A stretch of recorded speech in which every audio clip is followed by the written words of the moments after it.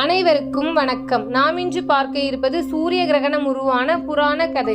பழைய காலத்தில் தேவர்களுக்கும் அசுரர்களுக்கும் இடையே பெரும் பகை நிலவியது. அசுரர்கள் தொடர்ந்து போர் செய்து தேவர்களை வென்றனர். பலத்தையும் புகழையும் இழந்த தேவர்கள் இறைவனை அடைந்து உதவி கேட்டு விண்ணப்பித்தனர். அப்போது விஷ்ணு பகவான் கூறினார், நீங்கள் அசுரர்களுடன் சேர்ந்து பார்க்கடலை கடையுங்கள். அதிலிருந்து வெளிவரும் அமிர்தம் எல்லா உயிர்களுக்கும் அமரத்துவத்தை தரும். அதை பெற்றால் நீங்கள் வலிமையுடன் ஆட்சி செய்ய முடியும் என்றார். தேவர்களும் அசுரர்களும் இணைந்து மந்தார மலையை தூணாக வைத்து வாசுகி நாகத்தை கயிறாக பயன்படுத்தி பார்க்கடலை கடைந்தனர்.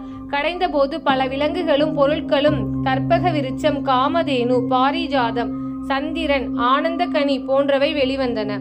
இறுதியில் தன்வந்திரி பகவான் கையில் ஒரு பொற்கலசத்தில் அமிர்தத்தை எடுத்துக்கொண்டு வெளிவந்தார். இதை பார்த்தவுடன் அசுரர்களும் தேவர்களும் ஓடி வந்தனர். அனைவரும் அமிர்தத்தை பெற விரும்பினர். அமிர்தம் யாருக்கு வழங்கப்படும் என்ற கேள்வியில் தேவர்களும் அசுரர்களும் சண்டை போட்டனர். அதனால் உலகமே அச்சத்தில் மூழ்கியது. அப்போது விஷ்ணு பகவான் அழகிய மோகினி அவதாரமாக தோன்றினார். அழகிய வடிவில் காட்சியளித்த மோகினியை பார்த்து அசுரர்கள் கவரப்பட்டனர். நீங்கள் தான் எங்களுக்கு நீதிமானாக இருந்து அமிர்தத்தை பகிர்ந்து தர வேண்டும் என்று அவர்கள் வேண்டினர். தேவர்களும் அதற்கு சம்மதித்தனர். மோகினி அனைவரையும் வரிசைப்படுத்தி அமிர்தத்தை வழங்க தொடங்கினார். ஆனால் அசுரர்களுக்கு ஒரு துளியும் தராமல் தேவர்களுக்கு மட்டும் அளித்தார். இதை கவனித்துக் கொண்டிருந்த அசுரர்களில் ஒருவர் ஸ்வரபானு எனப்படும் வாலி தேவனாக வேடமிட்டு சூரியனுக்கும் சந்திரனுக்கும் நடுவே அமர்ந்து கொண்டான். அவனுக்கும் அமிர்தம் கிடைக்க தொடங்கியது. அவன் அதை அருந்தியதும் சூரியனும் சந்திரனும் அவனை உடனே பார்த்து, இவன் அசுரன், அவனை நிறுத்துங்கள் என்று மோகினியிடம் கூறினர். உடனே விஷ்ணு பகவான் தனது சுதர்சன சக்கரத்தை எடுத்து அந்த அசுரனின் தலைப்பகுதியை வெட்டினார். ஆனால் அவன் ஏற்கனவே ஒரு துளி அமிர்தத்தை அருந்தியிருந்ததால் அவன் இறக்கவில்லை. அவன் உடல் 2 பாகங்களாக பிரிந்தது. தலைப்பகுதி ராகு எனவும் உடல் பகுதி கேது எனவும் பிரிந்தது. இருவரும் தேவர்களாக கருதப்படவில்லை. ஆனாலும் வலிமை மிக்க நிழல் கிரகங்களாக திகழ்ந்தனர். சூரியனும் சந்திரனும் தான் தன்னை வெளிப்படுத்தியதாக கோபம் கொண்ட ராகு அவர்களை எப்போதும் விழுங்க முயன்றான். அதனால் ராகு சூரியனை சந்திக்கும் போது சூரிய கிரகணம், ராகு சந்திரனை சந்திக்கும் போது சந்திர கிரகணம். இருவரையும் முழுவதுமாக விழுங்க முடியாது. சிறிது நேரம் மூடிவிட்டு மீண்டும் விடுவிக்கிறான். அதுவே கிரகணமாகும் என்று புராணங்கள் விளக்குகின்றன. அமிர்த கதையிலிருந்துதான் ராகு கேது உருவானது. சூரியன் சந்திரன் தன்னை வெளிப்படுத்தியதால் ராகு பழி வாங்குகிறான். அதனால் கிரகணம் ஏற்படுகிறது. இதுதான் சூரிய கிரகணம் உருவான புராண கதையாகும். அமாவாசை உருவான புராண கதை. பண்டைய புராணங்களில் சந்திரன் ஒரு மிக முக்கியமான தேவர் என்று சொல்லப்படுகிறது.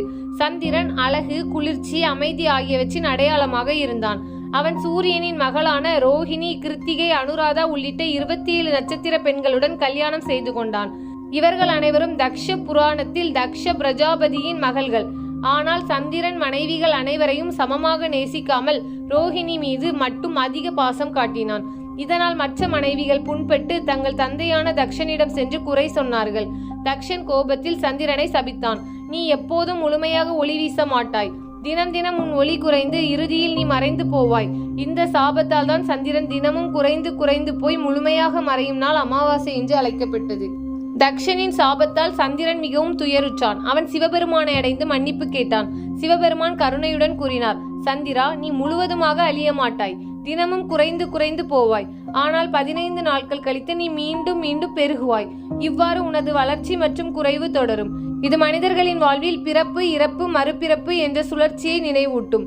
சந்திரன் சிறிது சிறிதாக ஒளி குறைந்து 15வது நாளில் முற்றிலுமாக மறைகிறான். அந்த நாள் தான் அமாவாசை. அமாவாசை என்றால் சந்திரனின் வாசம் இல்லை என்பதாகும். அந்த நாளில் சந்திரன் வானில் தெரியாது. புராணங்களில் அமாவாசை நாள் பல சிறப்புகளை கொண்டதாக கூறப்படுகிறது. அமாவாசை நாளில் பித்ருக்களுக்காக தானம், தர்ப்பணம், ஹோமம் செய்யும் வழக்கம் உள்ளது. ஏனெனில் சந்திரன் மறையும் நாளில் பித்ரு உலகம் பூமியுடன் அதிகமாக தொடர்பு கொள்கிறது என்று நம்பப்படுகிறது. அந்த நாளில் தர்ப்பணம் செய்வது முன்னோர்களை திருப்திப்படுத்தும். அவர்களின் ஆசீர்வாதம் குடும்பத்துக்கு வளமும் நீண்ட ஆயுளும் தரும் என்று கூறப்படுகிறது. மேலும் அமாவாசை நாள் ஆன்மீக சிந்தனைக்கு ஏற்ற நாள். நிலவு தெரியாததால் இருள் அதிகமாக இருக்கும். அந்த இருள் வாழ்க்கையின் சிரமங்களை குறிக்கும். ஆனால் இருளுக்கு பிறகு வெளிச்சம் வரும் என்பதால் அது நம்பிக்கையையும் காட்டுகிறது. தக்ஷன் கொடுத்த சாபத்தால் சந்திரன் தினமும் குறைந்து முற்றிலும் மறையும் நாள் அமாவாசை. சிவபெருமான் அருளால் சந்திரன் மீண்டும் பெருக தொடங்கினான். அமாவாசை நாள் முன்னோர்களுக்கான வழிபாட்டிற்கும் ஆன்மீக சிந்தனைக்கும் சிறந்த நாளாக கருதப்படுகிறது. இதுதான் அமாவாசை உருவான புராண கதையாகும். தினமொரு கதையில் கதை கேட்ட அனைவருக்கும் நன்றி.